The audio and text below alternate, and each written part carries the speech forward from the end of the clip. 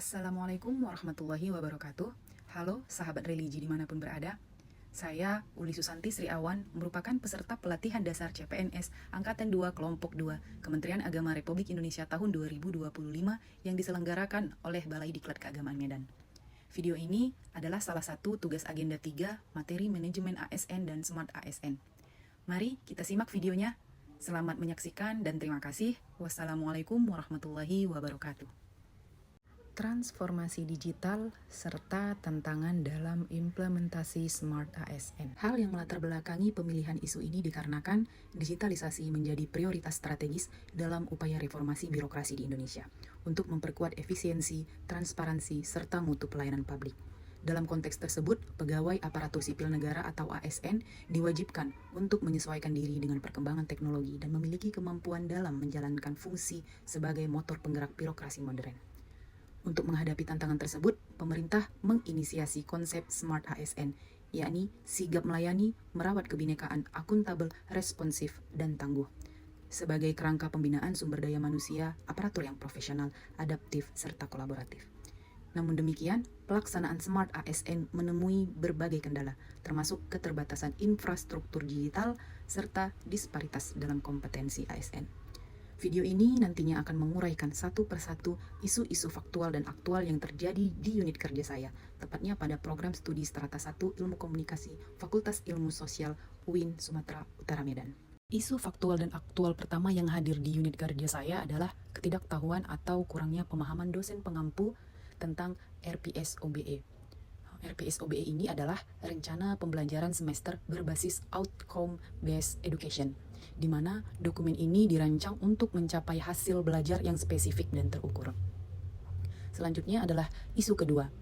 ASN belum memahami teknis penggunaan MyASN dalam menyusun SKP atau sasaran kinerja pegawai. Kemudian isu yang ketiga adalah kurangnya modul praktik atau teknis sebagai alat penting untuk membentuk kompetensi komunikasi praktis, kreatif, dan profesional. Dari top 3 isu yang saya tampilkan, mari kita analisis satu persatu dampak yang muncul dan pihak mana yang terkena dampak jika masalah dari isu tersebut tidak diselesaikan. Isu pertama adalah kurangnya pemahaman dosen pengampu tentang RPSOB. Pihak yang terkena dampak dalam hal ini adalah mahasiswa, dosen, dan program studi. Mahasiswa tidak terarah dalam mencapai kompetensi. Mahasiswa bisa lulus tanpa menguasai kompetensi inti sesuai profil lulusan jika dosen kurang memahami RPS OBE. Dampak yang kedua adalah kualitas akreditasi program studi menurun. Nah, OBE ini menjadi standar nasional dan internasional dalam penjaminan mutu pendidikan tinggi. Jika RPS tidak berbasis pendekatan OBE, maka akan menjadi temuan dalam akreditasi baik itu di BAN PT atau di LAM. Dampak yang ketiga adalah tidak ada continuous improvement bagi dosen. Nah, tanpa adanya pemahaman OBE, dosen tidak menggunakan data penilaian untuk memperbaiki materi, metode, atau penilaian di semester berikutnya. Isu yang kedua adalah ASN belum memahami teknis penggunaan MyASN. Ketidakpahaman teknis ASN dalam memanfaatkan MyASN tidak hanya merugikan individu, tetapi juga menimbulkan dampak berantai yang mempengaruhi atasan, admin, instansi, hingga keseluruhan sistem kepegawaian nasional. Dampak individu yang muncul adalah kesulitan menyusun dan mengisi SKP atau sasaran kinerja pegawai secara mandiri. Kemudian dampaknya juga penilaian kinerja tidak optimal karena realisasi dan data tidak diinput dengan benar. Dampak yang ditimbulkan juga untuk para pejabat penilai kinerja atau atasan langsung adalah terhambatnya proses verifikasi dan penilaian kinerja bawahan, dan kerja tim atau unit kerja bisa dinilai buruk akibat keterlambatan input data. Dampak pada Badan Kepegawaian Negara adalah validitas data nasional ASN terganggu akibat banyaknya input yang salah atau tidak lengkap.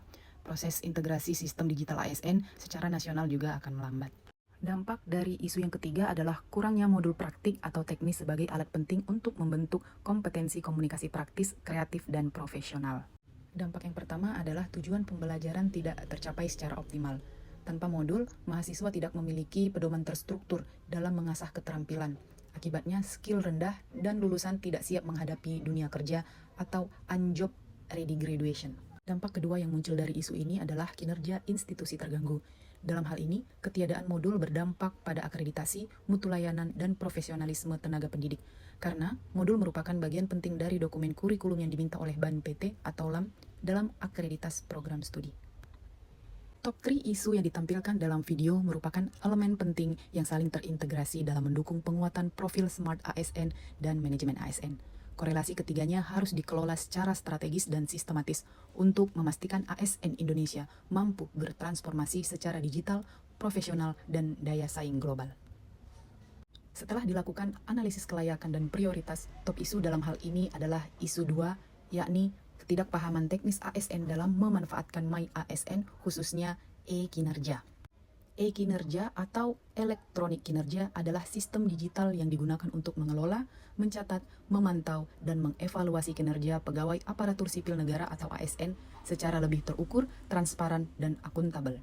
Sistem ini merupakan bagian dari upaya reformasi birokrasi untuk meningkatkan produktivitas dan profesionalisme ASN.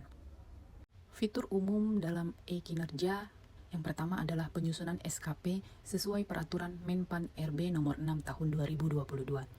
Fitur yang kedua adalah penilaian perilaku kerja. Yang ketiga, monitoring realisasi target kinerja secara periodik. Fitur yang keempat adalah laporan kinerja otomatis. Dan fitur yang kelima adalah rekapitulasi untuk dasar pemberian tunjangan ataupun promosi. Penyebab ketidakpahaman ASN dalam menggunakan e-kinerja dalam penyusunan rencana dan realisasi bukti dukung adalah yang pertama, kurangnya pelatihan dan sosialisasi, di mana banyak ASN belum mendapatkan pelatihan yang memadai terkait cara penggunaan aplikasi e-kinerja, dan sosialisasi yang tidak merata atau tidak intensif menyebabkan sebagian ASN tidak memahami manfaat dan prosedur penggunaannya. Penyebab yang kedua adalah kurangnya pengalaman dengan aplikasi sejenis, membuat mereka cenderung bingung atau enggan mencoba. Peralihan dari sistem manual ke digital yang menuntut perubahan pola kerja yang tidak semua ASN siap jalani.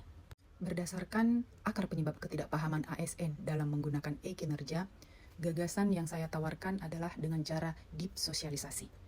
Deep sosialisasi atau sosialisasi mendalam adalah pendekatan komunikasi yang dilakukan secara lebih komprehensif, berkelanjutan, dan interaktif dalam proses menyampaikan kebijakan, sistem, ataupun perubahan baru.